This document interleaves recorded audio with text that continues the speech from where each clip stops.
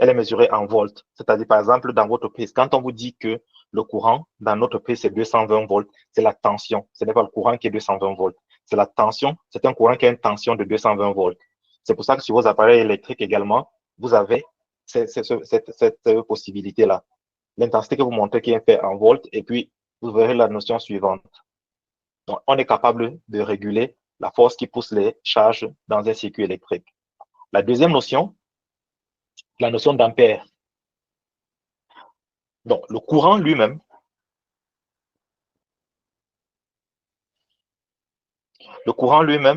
euh, représente le flux de charge électrique dans un circuit. Il est mesuré en ampères, comme je peux vous le dire déjà auparavant. Ensuite, vous avez la notion d'ohm.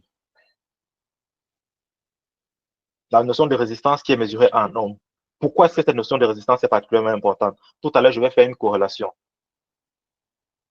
Donc, la résistance du courant, à la résistance au courant électrique, ce sont les forces qui opposent la pénétration d'un courant électrique dans un matériau.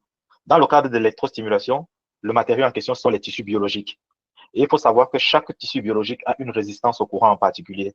Les tissus gras, les os, les muscles, la peau, chacun a une résistance qu'elle oppose à la pénétration du courant. C'est-à-dire quand vous posez vos électrodes sur la peau, sur un endroit qui a beaucoup de graisse, sur un endroit qui a juste des os, et ainsi de suite, la résistance au passage du courant va être différente. C'est pour ça que vous avez souvent, juste pour faire une corrélation clinique rapide, vous avez une personne grasse sur qui vous posez l'électrostimulation. Très souvent, avec elle, vous êtes obligé de monter l'intensité pratiquement jusqu'au maximum pour avoir la première contraction visible. Alors que sur les personnes fines, vous avez une réaction qui est presque immédiate. C'est à cause de la résistance et donc du type de tissu. Chez la personne grasse, le tissu adipeux pose plus de résistance. Et donc, cette résistance des tissus-là est mesurée en ohm.